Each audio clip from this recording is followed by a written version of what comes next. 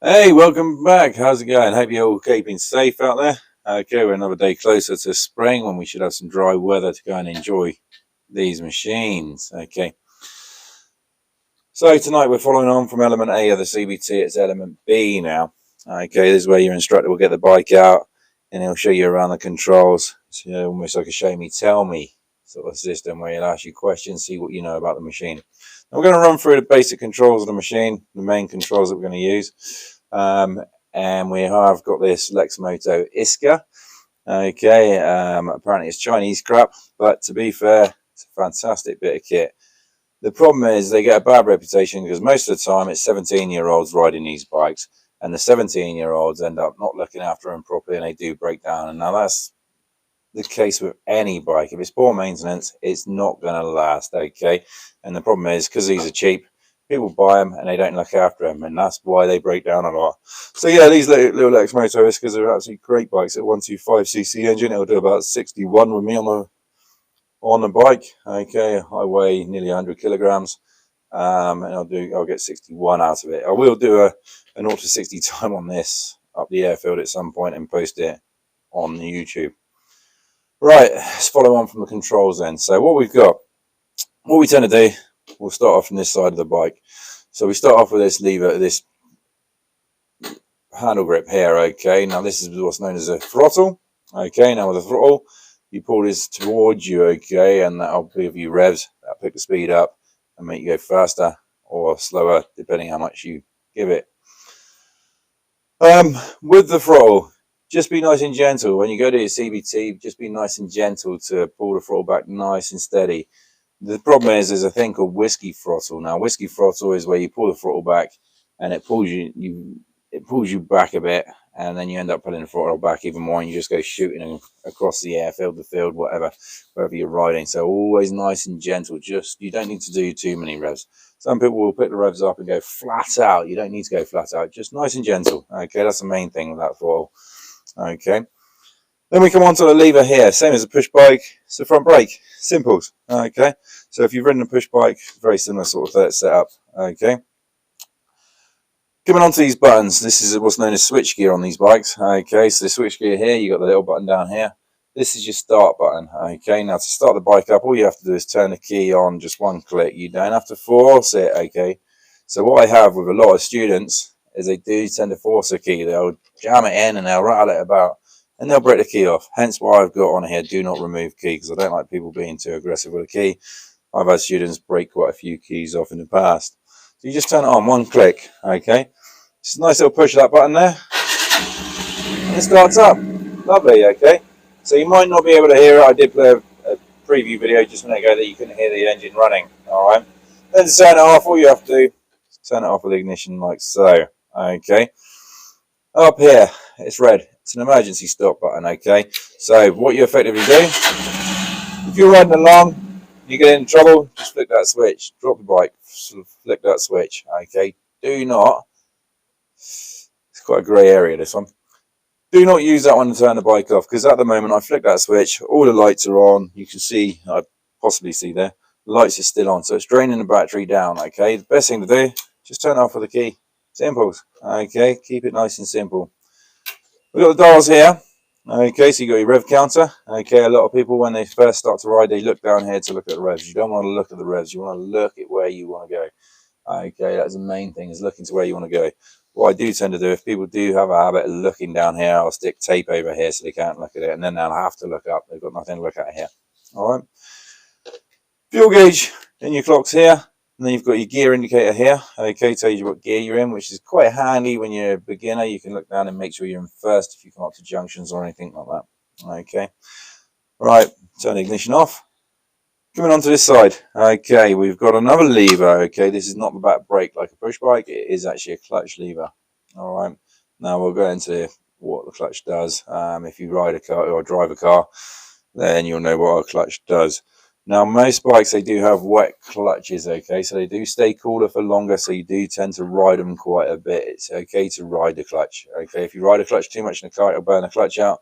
But with a clutch on a bike, it's in oil, so it stays cooler for longer, unless you ride something like a Ducati, which have dry clutches.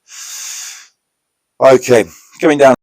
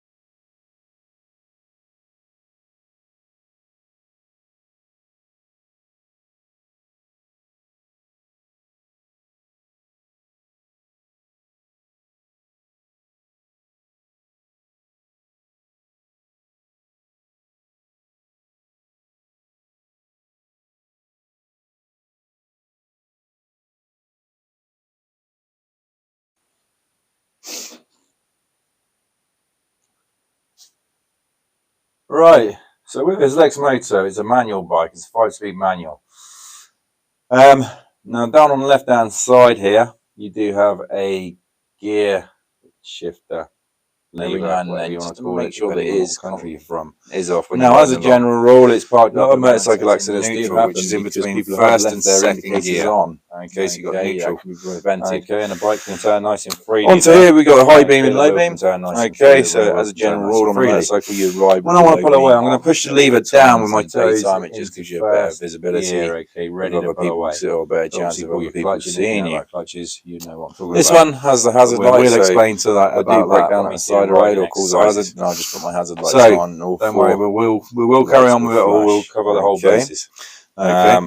So that's the main control. We're in first gear. We're ready to pull away. So I'm going to pull away. I'm going to get back going along. And once the revs start building, and you start getting up into the higher revs, you change up in the second gear. Okay. Now, when you change to second, you'll go straight through neutral. So it'll go first and up to second. It'll go snick, snick. Okay, 2 snicks. You got to get into a feeling that click as it goes through neutral. So you go straight through neutral and up into second. Build the revs up again, up to third. Build the revs up again, up to fourth. Build the revs up again, up to 6. Build the revs up and up to 6. Okay, that's if you have 6. It's only got 5-speed on this one. When you want to go down through the gears, you change from 6, 5, 4, 3, 2, 1. You'll go straight through neutral and down to first gear. With these gears, what is as a general rule, 10 mile an hour for first, 20 mile an hour for second, 30 for third, 40 for fourth, 50 for 5. Okay, that's as a general rule. That's not all the same. I mean, it depends on the weight of the rider, weight of the bike, the machine, and all that sort of stuff. But your first gear is your main gear that you're going to use to pull away. What you might find is when you're riding along, you're in first gear, you're pulling away, you go to change gear, and you change into neutral, and it will make a rev. Quite embarrassing, and then it will clunk into gear once you change up to second again. But don't mess around with the gears. Take your time with the gears.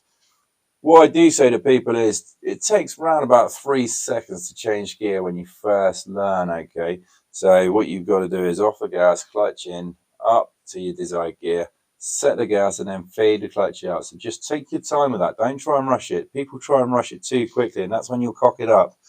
So keep it nice and simple, all right? So that's your gears, and that's on the lever down on the left-hand side. Hopefully, I'll be able to edit this and put a picture in amongst that, okay, and show you the lever, all right? And then we'll go on to the next lever, which is a brake, all right?